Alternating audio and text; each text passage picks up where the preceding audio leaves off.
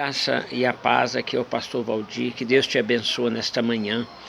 Quero trazer uma palavra para todos os irmãos, para nós, sobre o livro de Jonas, a bênção retida e a oração retida.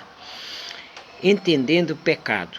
Deus não pode permitir que o pecado já conhecido continue assolando a vida de qualquer um que o ame e o sirva, visto que o pecado não pode ficar na presença do Santo de Deus.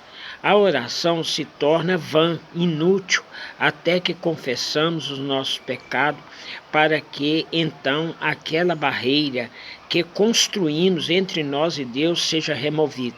Provérbios 28, versículo 13, a Bíblia diz: aquele que confessa o pecado e deixa, alcança a misericórdia e o perdão de Deus.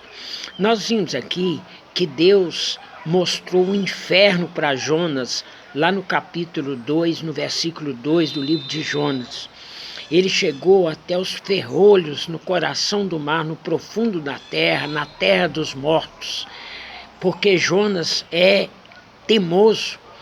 Então, nós precisamos ter o coração aberto para aceitar os propósitos, a correção de Deus e que os propósitos de Deus sejam cumpridos na nossa vida.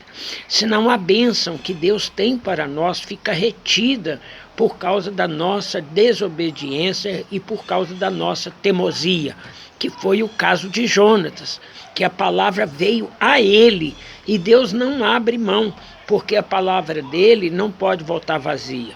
Nós vimos também que Moisés, lá no Egito, ele, ao matar aqueles 2 egípcios ali, ele foge, fica 40 anos em Midian.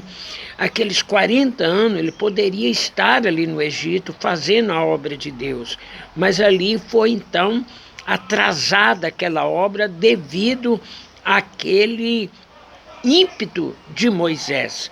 Nós vimos também aqui em 1 Pedro, no capítulo 3, versículo 7, que a oração pode ser impedida. Isso acontece muito, às vezes, entre casais, entre irmãos, entre nós, quando nós, às vezes, nos sentimos ofendidos e ali cresce uma barreira, e enquanto a gente não restabelece aquela comunhão, não reconcilia, então a oração fica impedida.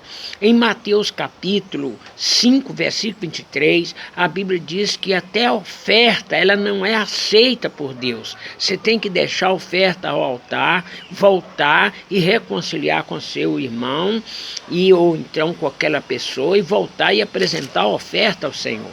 A Bíblia diz que quando Caim pecou ali, Abel era um homem justo, e então Caim atraiu Abel para uma emboscada e matou Abel. E Deus então chama a atenção de Caim e fala que o sangue de Abel clamava a Deus. O pecado estava diante de Deus. Também quando Adão foi expulso no jardim do Éden, Deus colocou um querubim com a espada flamejante, porque não tinha mais como Adão voltar em comunhão com Deus, a não ser se o próprio Deus é que estabelece a comunhão. Então, o pecado se estendeu a todos nós e a morte também. E através de Jesus Cristo nós podemos voltar à comunhão com Deus. Então o processo é muito longo. Nós vimos que Jacó ficou 20 anos de mal de Esaú, com problema com Esaú. Depois ele volta para reconciliar com Esaú, mas depois que ele converte, depois que ele tem um encontro com Deus. Portanto, nós, às vezes, nosso comportamento, o pecado, ele tira a bênção que Deus tem para nós. Então, nós precisamos de consertar. Jacó estava rico, tinha gado, ovelhas, família, mas Jacó estava ali precisando de voltar à comunhão, de sentir paz interior, paz no coração. E isso tinha que enfrentar Esaú, tinha que enfrentar o seu problema que há 20 anos tinha criado na sua vida. Eu, você, todos nós. Às vezes fazemos campanha, oração, jejum, buscamos, e às vezes o que nós temos que fazer é um conserto, é deixar Deus tirar toda a aresta que está no nosso coração.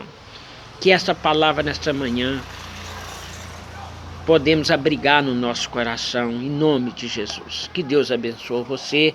Jonas, capítulo 1. Vamos ler sobre a história de Jonas e tirar para nós um exemplo, em nome de Jesus.